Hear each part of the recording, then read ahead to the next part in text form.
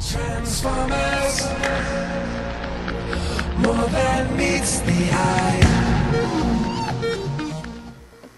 Hello everyone. This time we're going to be looking at the second member of the Dinobot army in the Transformers Animated, who had his name changed from Slag to Snarl for this line. For whatever reason, I don't know. But let's go ahead and check him out. Snarl's alternate mode is obviously a Triceratops. While a very detailed and very accurate Triceratops, it's pretty small.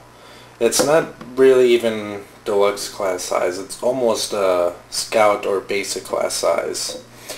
He is very limited in posability. The only places where he does really have any is in his back legs and in his beak and mouth, which his beak almost looks like a parrot to an extent. But other than that, there's nothing really you can do with this figure in this mode. He does have the silver Autobot symbol on his forehead here, which is, even with the naked eye, is barely visible. Now this figure is still kind of neat, but nothing, it's not a horrible mode, but it's not, there's nothing real special about it, but there's also nothing really that really stands out for it. And plus you can see the robot head sticking out on the top of the three little horns. Would have been nice to have some actions for it to do, or at least have some posability besides in his head and back legs. And just like with the Grimlock figure, there's no place to store his Cheeto shaped club. But this mode is still very accurate. While absolutely out of scale, it still looks really neat. It's really accurate to the show.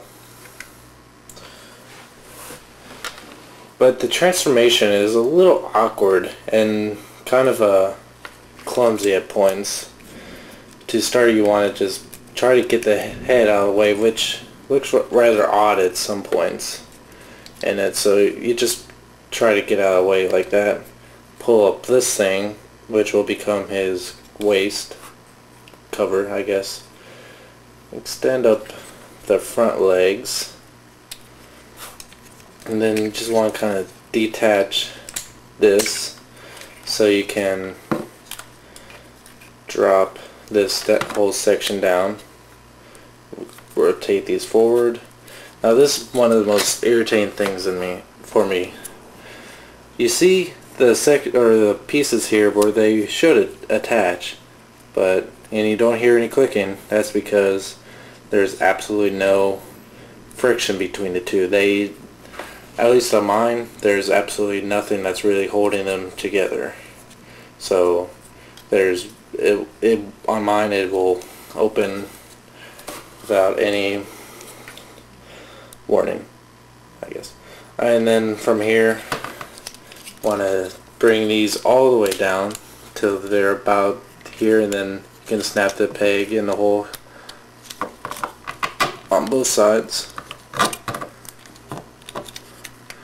And doing this all the way will, if I can get this one in there, will reveal the head, which you can clearly see all the way now.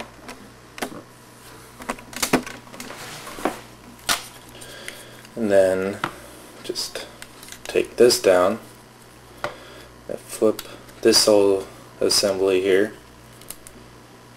Just kind of the Triceratops head does stick out way too much, but there's no real good way to do it. Just try to get everything as close to the torso as you can.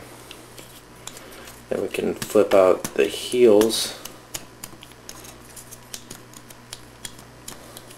And then to get rid of this little arc in there, you can bend them there.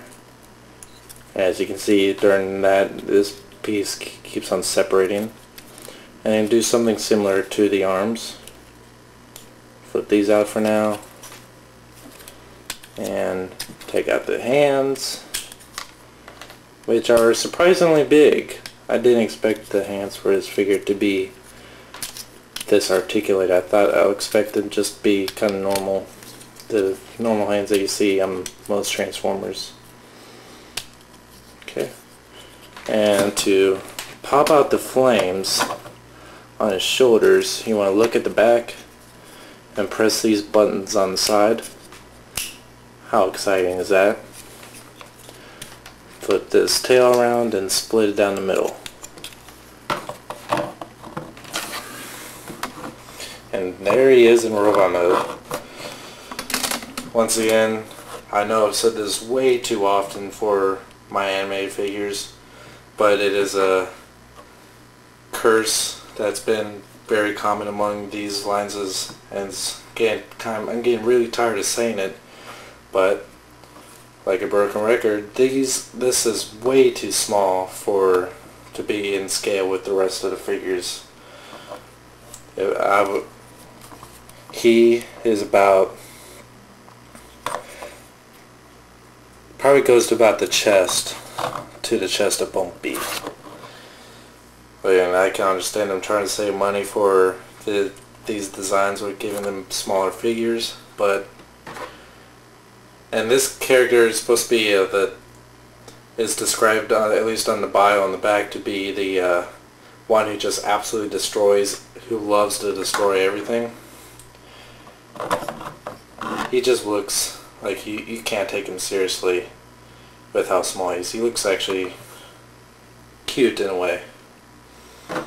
And you can put his Cheeto in his hand. He just kind of looks like Cartman eating his cheesy puffs, which is rather silly.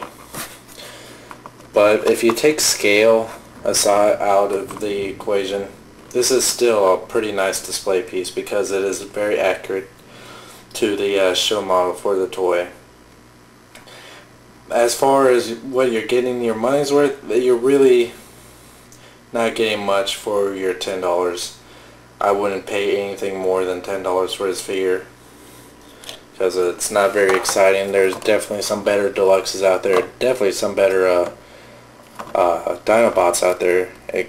Obviously Grimlock is the biggest one and coolest one out of the ones I've seen so far,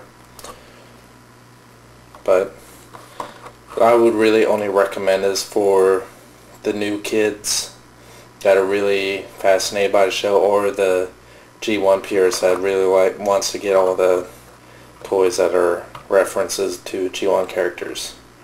Still really nice display piece, but not much playability or coolness in it. And that concludes it, and I'll catch you next time. Thank you for watching.